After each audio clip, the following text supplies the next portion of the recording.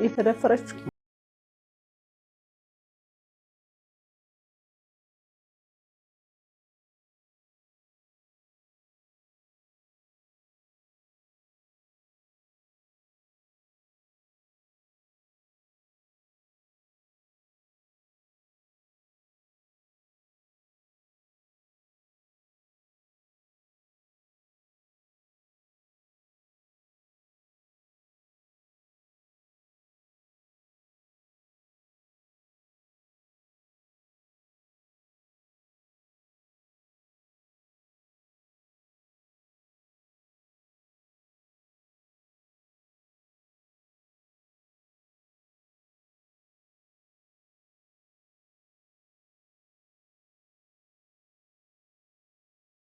ነቀሰው ስናይ እግሩ መንጠልጠል አለበት።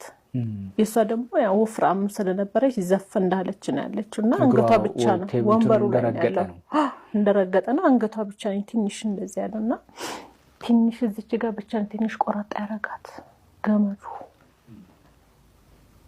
እና በቃ ምንም አይነት ነገር ከዛ በኋላ ፍንጭ የለም። አባትየውም እዛው ጋር ቆመው መደፈሩ ነው ለህይወቷ መጥፋት መደፈሩ ነው መታነቁ ነው? አይ ደፍረው ነው ማንነታቸውን እንዳትናገር እንዳታቀባቸው ነው ከገደሏት በኋላ ነው የሰቀሏት።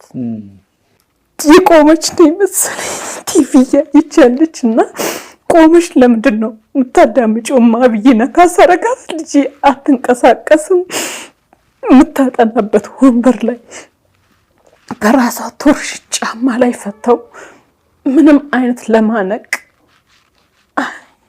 ምንም አያሳምንም እና ትምጥይ ሚስማር ላይ ነው አይኗ ፈጠጥ ልጄን አውርጃት ራሴን አጠቅም እና እኔም ሆስፒታል ገባ ልጄን እዛ ሆስፒታል ካሳረፏት በኋላ ወደዳ ሚኒሊክ ወሰዷት ማለት ነው። ሬሳ እዛ ያው በማግስቱ መጣልኝ። ራሴን አላቅም ሆስፒታል ነበርኩኝ።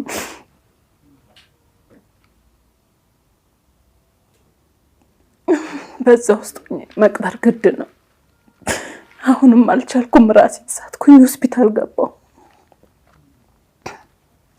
ምንም ሳይዋጥልኝ ውጪ እያየሁ ስጠብቃት ልጄን ልምሳየና ፈቀኝ ልጄ መጀመሪያ አይናት እንደ አይን ብሌን ነው መንከባከባ ጓደኛዬ ናት። እኩል ነው የምንለብሰው አንድ አይነት ልብስ ማንንም አቅም ሀገሩ ላይ እና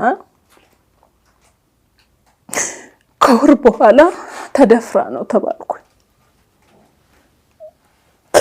እና ምትጠራጠሩት ተባለ። ሳር ምናምን ጠይቆኝ ነበር ጎረቤት ግቢ ውስጥ ሳር ነበርና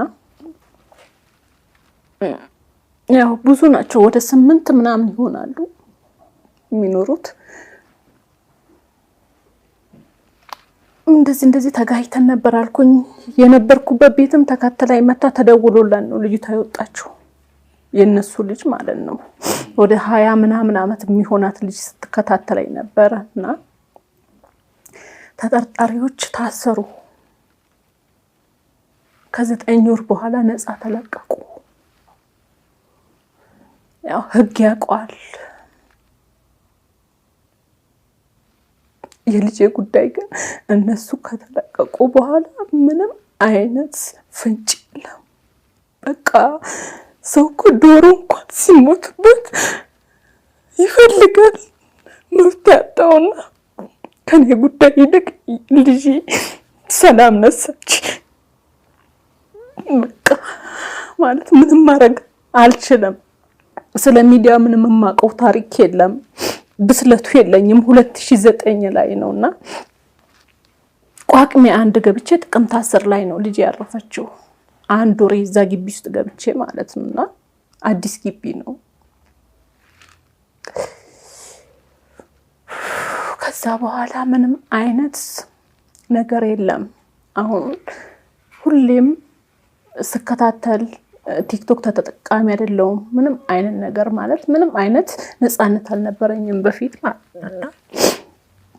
እንደዛው ተመሳሳይ ፌበን የምትባል ልጄም ፌበን ኤፍሬም ነው የምትባለው። ፌበን ኤፍሬም እና ቁጥር 2 የደረጃ ተማሪ ናት። 3ኛ ክፍል አንደኛ በጣም ማቹር ልጅ ናት።